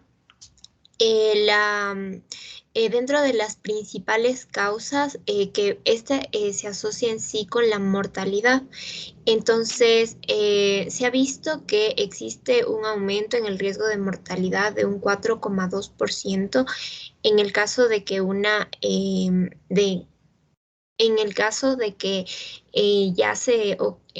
esta es en sí la mortalidad hospitalaria no ajustada a los diferentes gatillos de la presentación de la insuficiencia cardíaca aguda. Entonces se ha visto que los principales riesgos de mortalidad es cuando esta insuficiencia cardíaca va a ser desembocada o va a ser precipitada por una insuficiencia renal, también ocasionando un 8% de mortalidad. también va a ser mucho más riesgosa si esta es desencadenada por una neumonía con un 5,8%. De allí vienen las insuficiencia cardíaca aguda desencadenada por una isquemia, por un síndrome coronario agudo. Esta va a ocasionar una mortalidad del 4,2%. En el caso de las arritmias, ocasiona una mortalidad del 3,9%. Y como les dije, es muy importante la adherencia al tratamiento, también la modificación de la dieta y también controlar la hipertensión. Pero la insuficiencia cardíaca aguda desencadenada por estos factores ocasiona una mortalidad en un porcentaje mayor, como es en el caso de no adherirse a la dieta de un 1,8%, de no tener un control de la hipertensión de 1,7% y de no adherirse al tratamiento farmacológico de un 2%. Ya. Algo que me gustaría recalcar, como el doctor mencionó en un foro pasado sobre el continuum cardiovascular, hay que recalcar que la insuficiencia cardíaca, bueno, ya sea aguda o crónica, este es un síndrome. ¿Por qué? Porque es una cadena de factores que van a desencadenar que se llegue a esta última fase, que es la insuficiencia cardíaca. Entonces, como vemos, nosotros vamos a partir de factores de riesgo, como son la dislipidemia, la hipertensión, la diabetes, fumar o la obesidad. Esto nos puede ocasionar una arteriosclerosis que nos desencadena una enfermedad coronaria aguda. Esto puede ocasionar una isquemia del miocardio, y si hay una trombosis coronaria, luego nos da un infarto. Esto va a ocasionar una activación neurohormonal. Si es que hay un infarto, es decir, ya daño en sí del músculo, por lo que no hay una correcta oxigenación, es muy propenso a que se den las arritmias, la pérdida del músculo, y como un proceso adaptativo, la remodelación, el agrandamiento de los ventrículos, una insuficiencia cardíaca congestiva, y al final ya darnos la insuficiencia cardíaca, que en sí ya es un estadio bastante grave. Entonces, en sí, los ensayos que han destacado este término del continuum cardiovascular destacan que es muy importante considerar este término, porque en base a la evidencia se puede determinar que la intervención en estos estadios que debemos entender para que se desencadene la insuficiencia cardíaca, si nosotros intervenimos precozmente, se puede interrumpir la progresión. Entonces, se evita llegar a este estadio que ya es demasiado crítico. Entonces, como ya sabemos, debemos tener intervenciones no farmacológicas y farmacológicas. Dentro de estas, como sabemos, la dieta mediterránea basado en ácidos grasos poliinsaturados, en fibra, la actividad física, dejar de fumar. Y dentro de lo farmacológico, lo que se destaca mucho es el control de la hipertensión, el uso de antihipertensivos como los diuréticos, los YECA, los beta bloqueadores, los bloqueadores de los canales de calcio. Lo que hacen es disminuir de un 35 a un 40% la enfermedad cardiovascular, de un 20 a un 25% el infarto de miocardio, y por ende ocasionan una reducción de más del 50% de la insuficiencia cardíaca. Igualmente, en el tratamiento para las dislipidemias, utilizando fibratos de resinas, de estatinas, o incluso controlando con la dieta, se ha visto que con reducir el LDL a 1 milimol por litro o 39 gramos por decilitro va a ocasionar una disminución en el riesgo cardiovascular, que va a aumentar progresivamente con los años. El primer año va a disminuir el riesgo en un 11%, al segundo año en un 24%, y al tercer año incluso un 33%. Entonces, es muy importante la constancia también. Y bueno, aquí es lo mismo, solo que ya con los daños moleculares en sí que esto va a causar, como el estrés oxidativo. Y tenemos que recordar que, como vimos acá, todos los factores de riesgo que están asociados van a ocasionar un estrés oxidativo que a la final no solo va a perjudicar al corazón, ocasionando la insuficiencia cardíaca, sino que va a causar el daño de otros órganos diana, como es el riñón, y si esta comorbilidad se asocia a una insuficiencia cardíaca aguda, esto puede ser letal y ocasionar la muerte. Ya, dentro de la clasificación, bueno, nosotros ya hemos visto algunos criterios. Lo que es importante destacar en la insuficiencia cardíaca aguda es que nuestro paciente puede presentar diferentes situaciones clínicas. Entonces aquí las clasifican en 6 estados clínicos, como es la insuficiencia cardíaca congestiva aguda descompensada.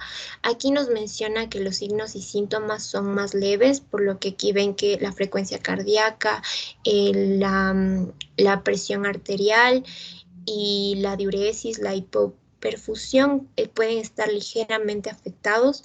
En una insuficiencia cardíaca aguda con hipertensión, crisis hipertensiva, aquí ya vemos que está aumentada la frecuencia cardíaca y la presión arterial, y también esta hipertensión puede ocasionarnos edema pulmonar. Entonces aquí también vemos que la presión capilar pulmonar está aumentada en más del 18 milímetros de mercurio. En insuficiencia cardíaca aguda con edema de pulmón, aquí lo que nosotros podemos destacar, que no se ve aquí en la tabla, pero más que nada es que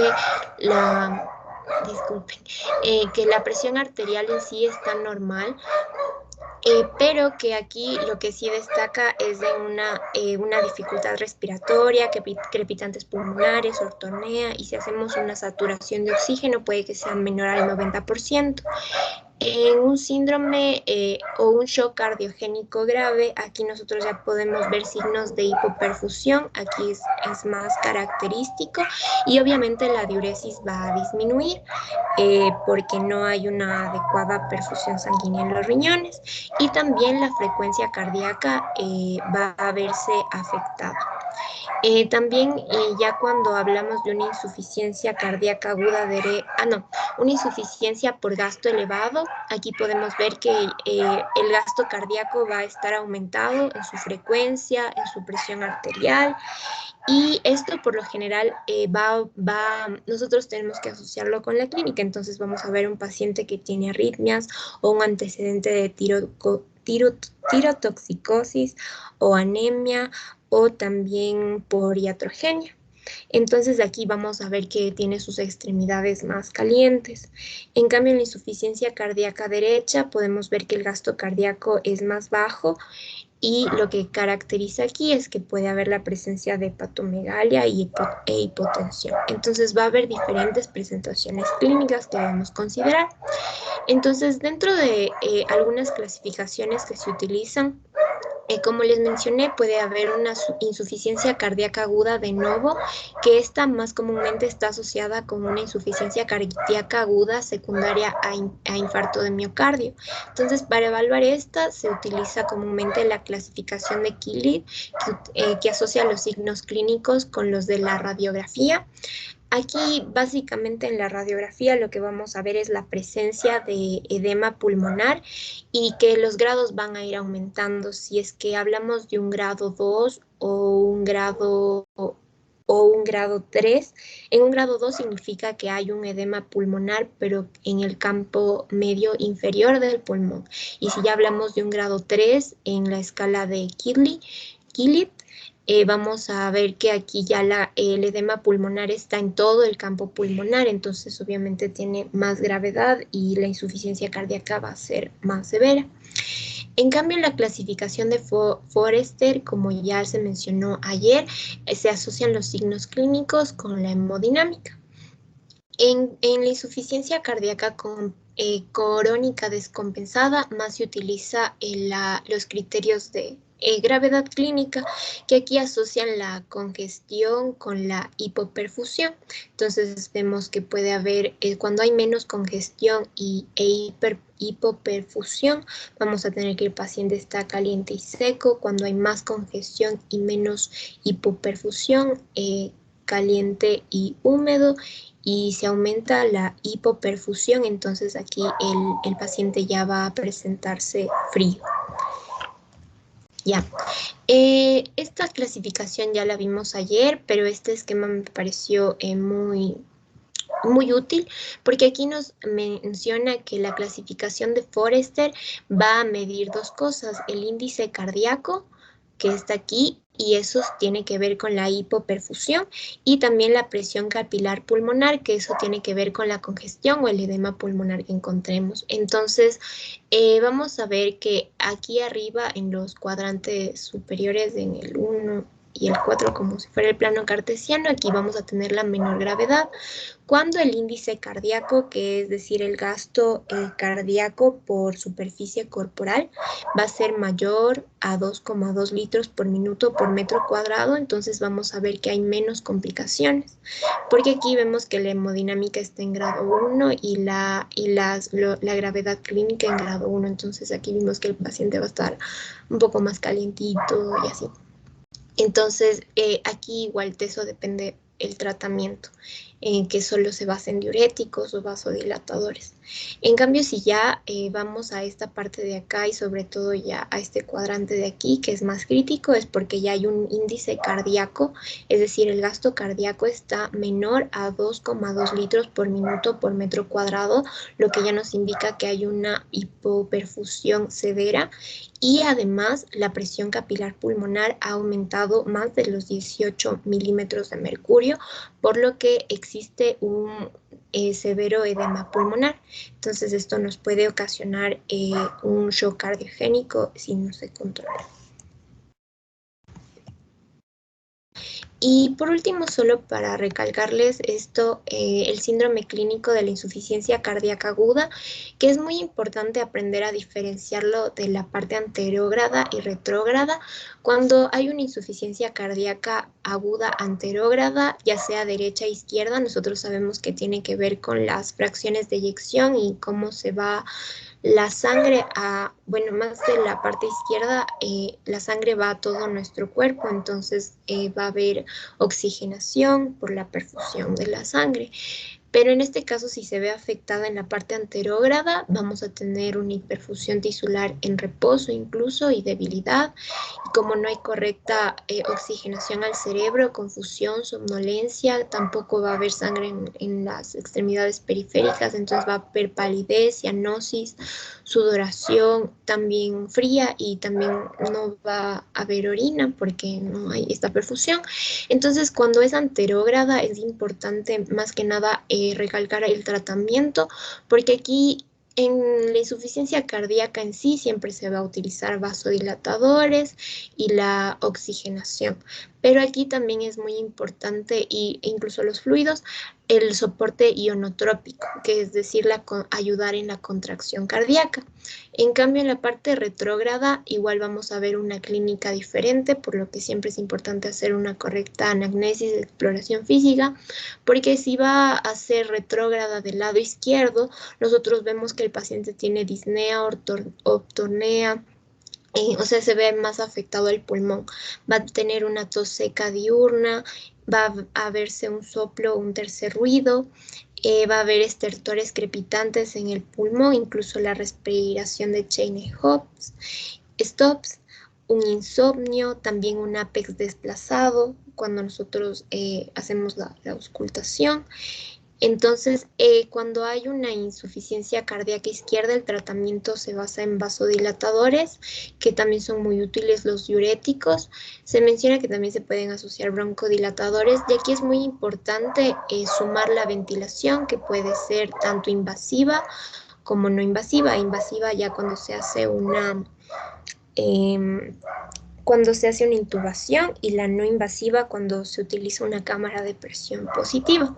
Y en cambio en la derecha lo que vamos a ver característicamente en el cuadro clínico, y que también tiene que ver con todos los criterios de clasificación que nos han mencionado, en la parte derecha vamos a ver una hepatomegalia, una ingurgitación yugular, edemas periféricos, ascitis.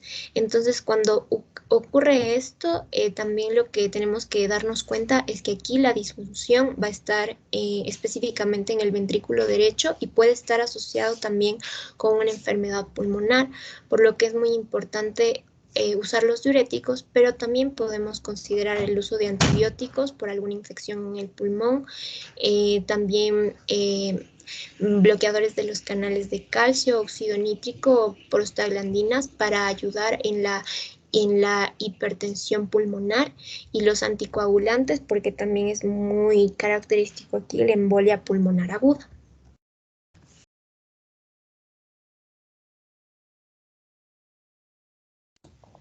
Bueno, en cuanto a los predictores de riesgo, vamos a tener que durante la evaluación del paciente con insuficiencia cardíaca aguda es importante detectar aquellos hechos clínicos o ya sean paraclínicos que estén asociados a un mayor riesgo de mortalidad.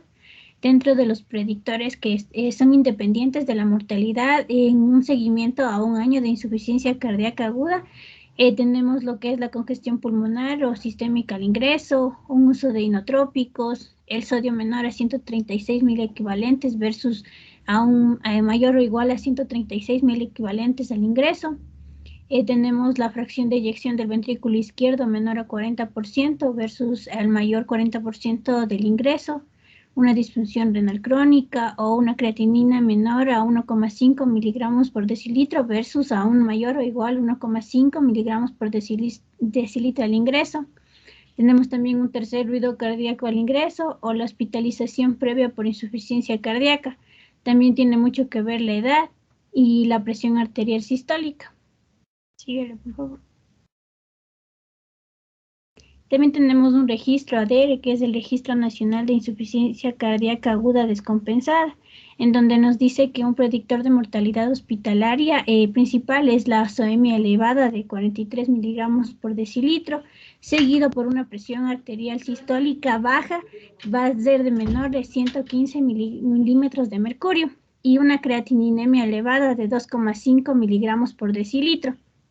En este registro, los pacientes que ingresan con insuficiencia cardíaca aguda y requieren de administración de drogas vasoactivas van a tener un peor pronóstico que va a incrementar el riesgo de mortalidad de un 12 a un 13%. También nos mencionaba que la combinación de la elevación del péptido natriurético cerebral y las troponinas 1 identifican que va a haber igualmente 12 veces mayor riesgo de morir durante la internación. Y esto en sentido opuesto, si no está bien identificados los marcadores de bajo riesgo para la insuficiencia cardíaca aguda, hay hechos que de presentarse se asocian con bajo riesgo de eventos adversos, como por ejemplo una presión arterial sistólica de 160 milímetros de mercurio o troponinas normales. Síguelo, por favor. Y vamos a hablar del tratamiento no farmacológico. Como ya mencionaron en la clase anterior, los diuréticos de ASA van a ser el tratamiento de primera línea en la insuficiencia cardíaca aguda, pero una resistencia a estos diuréticos y el deterioro de la función renal van a ser hechos relevantes. Por ende, un 40% de pacientes internados por insuficiencia cardíaca se van de alta con congestión que no es resuelta, y esto va a causar un aumento en la tasa de reingreso y también en la mortalidad. Por ende, tenemos dos tratamientos no farmacológicos que son la ultrafiltración y dentro de este su objetivo es eliminar el sodio y el agua a través de una membrana semipermeable en respuesta a un gradiente transmembrana creado por la diferencia de la presión hidrostática. Esta ultrafiltración venosa periférica ha surgido como un tratamiento complementario a los diuréticos de ASA en la insuficiencia cardíaca aguda. Tenemos que aquí vamos a tener un producto de la ultrafiltración, va a ser isotónico, mientras que de la diuresis producida por los diuréticos de ASA era hipotónica. Esto va a hacer que reduzca al mínimo las anomalías electrolíticas y la activación neurohumoral. También va a ser una eliminación mayor de sodio y menor de potasio, a la vez que va a contribuir a una mejoría clínica a corto plazo en pacientes con insuficiencia cardíaca aguda congestiva, por varias vías relacionadas con interacción de tanto del corazón como de los pulmones. Entre estas tenemos una acción mecánica directa corrigiendo la sobrecarga hídrica, tenemos también la reducción de un edema miocárdico, la corrección del desequilibrio neurohumoral y de la hipovolemia relativa. Tenemos una reducción del agua extravascular, pulmonar, un shunt y el espacio muerto. Los solutos de un tamaño molecular inferior al de los poros de la membrana, como por ejemplo los iones o la urea, que son contenidos en la cantidad de agua filtrada del plasma, se van a extraer a la misma concentración que el agua del plasma. No se va a corregir las alteraciones iónicas y metabólicas significativas, ni las moléculas de alto peso molecular, sin una hemodiálisis asociada para las características propias de la membrana utilizada. Síguelo, profesor. Y el otro es la asistencia circulatoria mecánica. El objetivo de esta es restablecer una presión de perfusión suficiente para así poder evitar la disfunción orgánica y de esta manera ganar tiempo para permitir una recuperación ventricular. Tenemos que el papel de la asistencia circulatoria mecánica puede ser como tratamiento puente para un trasplante o también como una alternativa en pacientes quienes se contraindica el trasplante del corazón. También puede servir como un tratamiento puente para la recuperación o como tratamiento puente para pacientes que presentan un shock grave o después de un paro cardíaco que reciba apoyo con un dispositivo temporal para así evaluar si son candidatos a un apoyo a largo plazo. También puede ser utilizado cuando no está claro cuál es la mejor opción para un determinado paciente en el momento de implantar el dispositivo. Síguele, por favor. Y dentro de las principales indicaciones de la asistencia mecánica tenemos el shock cardiogénico post-infarto agudo de miocardio, tenemos la miocarditis fulminante, una insuficiencia cardíaca crónica descompensada que es refractaria al tratamiento inotrópico, la incapacidad de salida de la circulación extracorpórea post-cirugía cardíaca, en un fallo del injerto post-trasplante cardíaco o en el estado post-paro cardíaco. Gracias.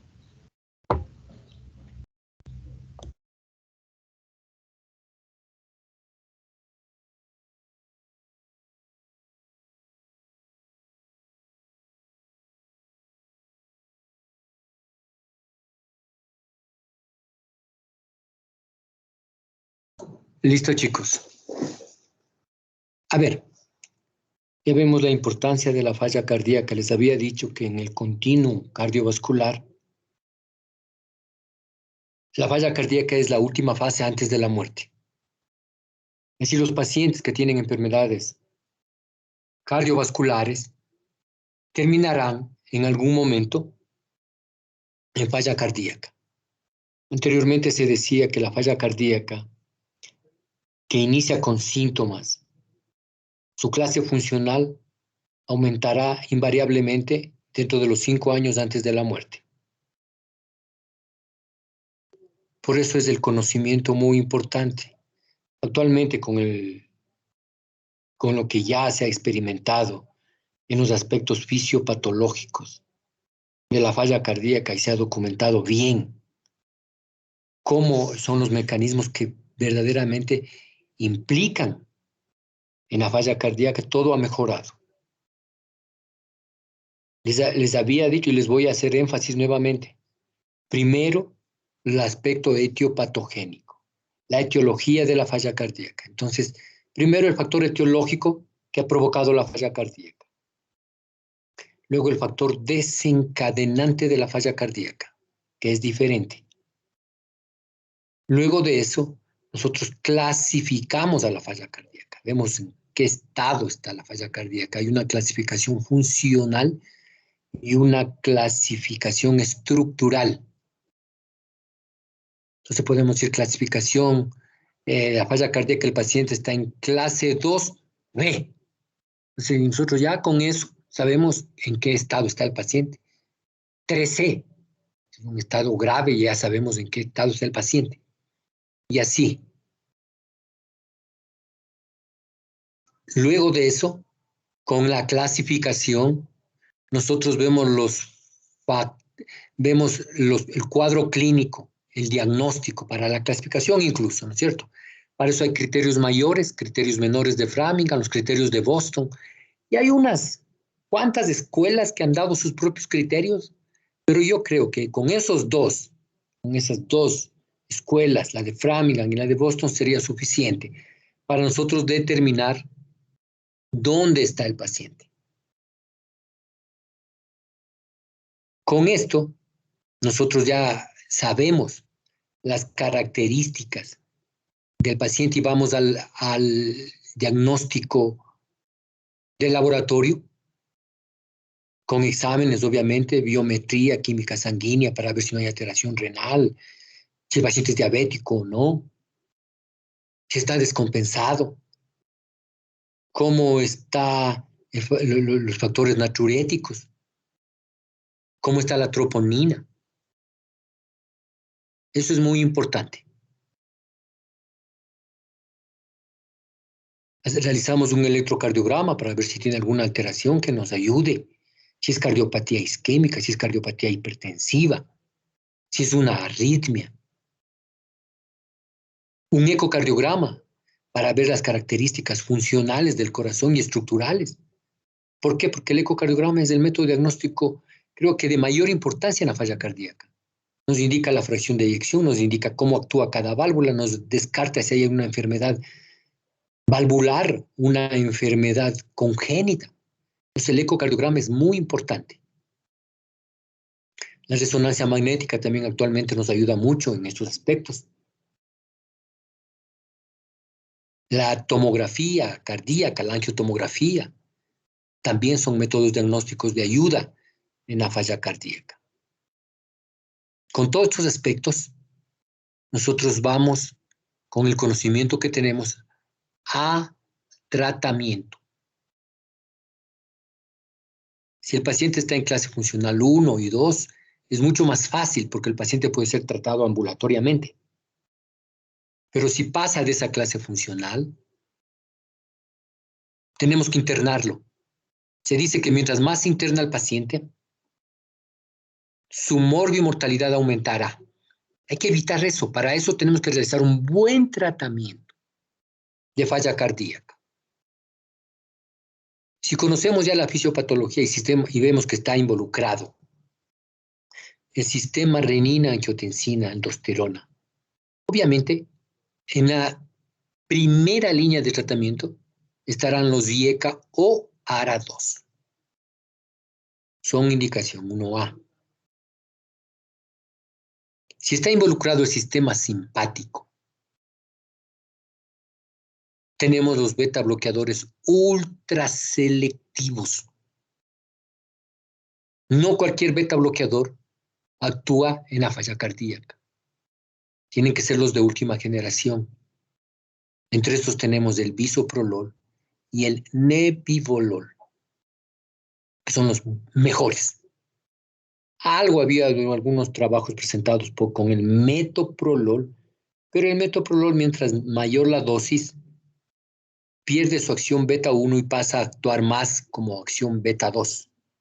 Por eso no se recomienda en estos actuales momentos.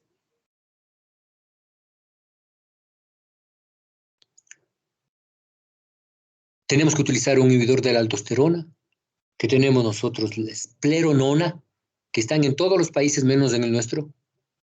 Y tenemos nosotros aquí la espironolactona, que también es de indicación 1A. La utilización de otros diuréticos es para la descompensación cardíaca y no para un tratamiento crónico de falla cardíaca. No lo olviden. Tanto los diuréticos de asa, la furosemida, y los tiazídicos, ya sea clortalidona, hidroclorotiazida, indapamida, no mejoran la morbimortalidad, sí mejoran la clase funcional. Por lo tanto, deben utilizarse con cuidado en la fase que amerita.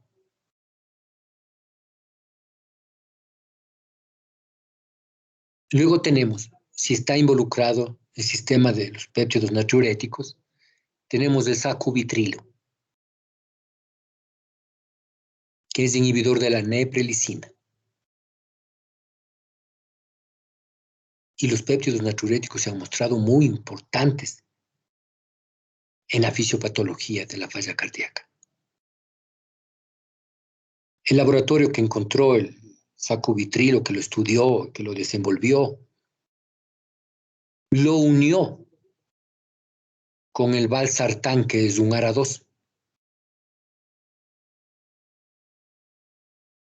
pero no hay aún el sacubitrilo solo. En algún momento el sacubitrilo perderá la licencia que tiene este laboratorio, que creo que yo, por ley, lo que yo tengo entendido, duran 8 años, y a partir de los 8 años cualquier laboratorio puede producir ese medicamento y producirán el sacubitrilo de forma aislada para nosotros utilizarle con el medicamento que mejor experiencia tengamos, ya sea un IECA o cualquier otro ARA2. Pero al momento tenemos solamente el sacubitrilo junto al valsartán.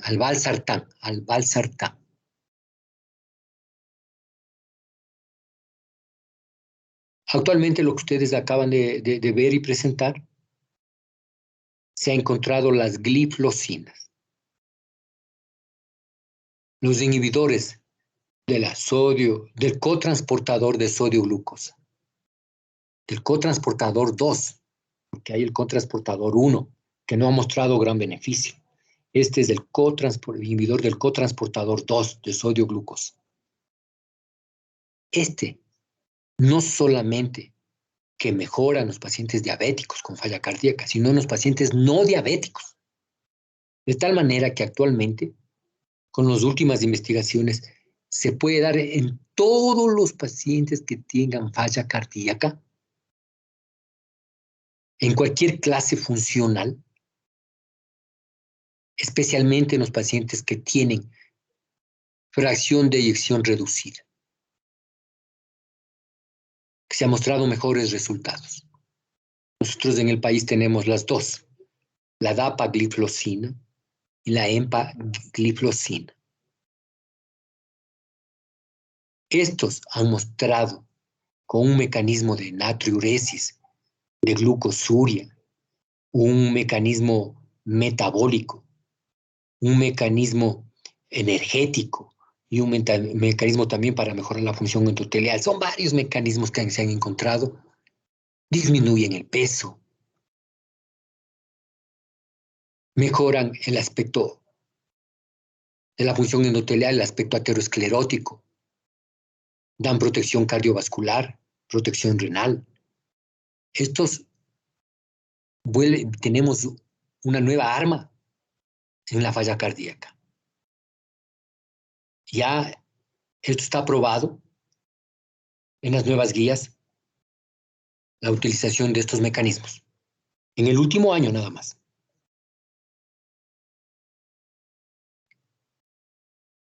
Yo creo que con eso terminamos lo de falla cardíaca y COVID-19. Ya ven que estamos todavía en estudio. Como es una enfermedad nueva, hay estudios que van saliendo y que nos van guiando. No tenemos nada aún bien definido, por eso no me centro en eso, en esa parte, en ese aspecto. De aquí continuamos con las enfermedades valvulares. Y el examen será en conjunto falla cardíaca y enfermedad valvular. No les puede tomar un solo examen de falla cardíaca. ¿Alguna pregunta de ustedes, chicos? Sí, ¿Algún comentario? el tratamiento de glifosinas para el mejoramiento funcional. Tras de la administración del tratamiento, ¿qué tiempo toma ya evidenciar las mejoras a nivel funcional? Sí, se ha encontrado que a partir de la segunda semana de tratamiento ya encontramos beneficios cardiovasculares, beneficios renales, beneficios metabólicos. Hay una lucha ahora entre el laboratorio que produce la dapagliflozina y la otra que produce la empagliflozina. Cada uno dice que su medicamento es mejor que el otro, que el uno actúa más rápido, sin efectos secundarios, que el otro da mayor protección renal, mayor protección cardiovascular. Pero nosotros creemos que es de familia. No debemos nosotros abarcarnos y tener ese apoyo a tal o cual laboratorio, sino guiarnos por la evidencia científica. Y lo que nos indican es que de familia son inhibidores del cotransportador 2 de sodio glucosa, entonces, como familia, tienen ese tipo de acción. ¿Alguna otra pregunta?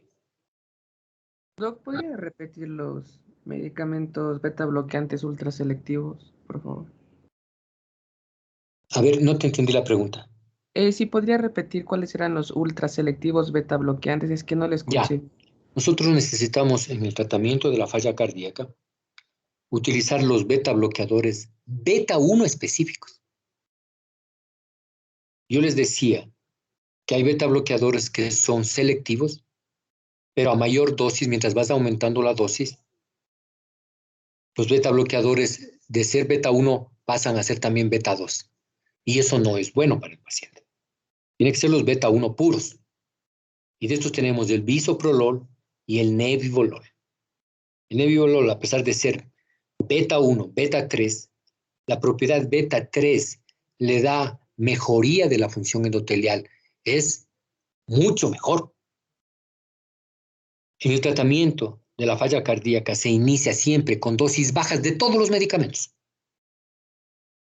Los IECA, ARA2, con dosis bajas. El sacubitrilo, con dosis baja.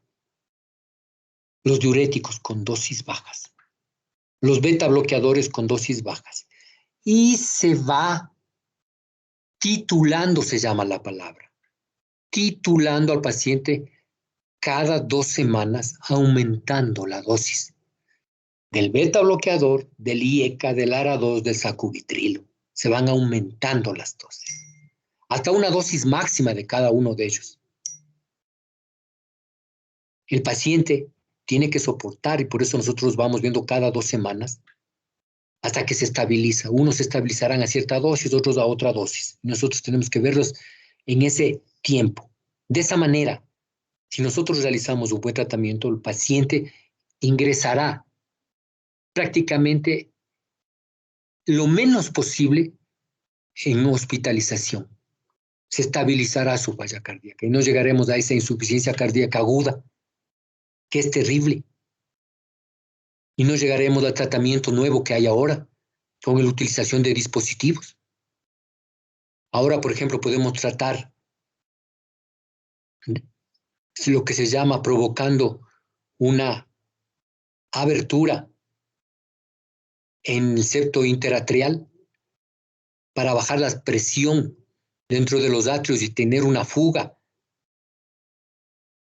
de los líquidos del lado derecho hacia el lado izquierdo. Se realiza una septostomía, abrir el septo interatrial y se coloca un dispositivo. Esto es nuevo. Ya se está realizando. Se está realizando ablación del sistema simpático. Entonces, los nuevos mecanismos, ya cuando la falla cardíaca está prácticamente intratable desde el punto de vista medicamentoso, tenemos estos otros mecanismos.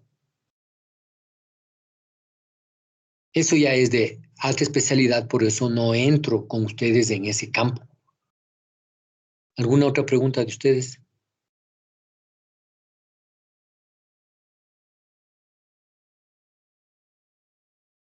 Bueno, chicos, esperemos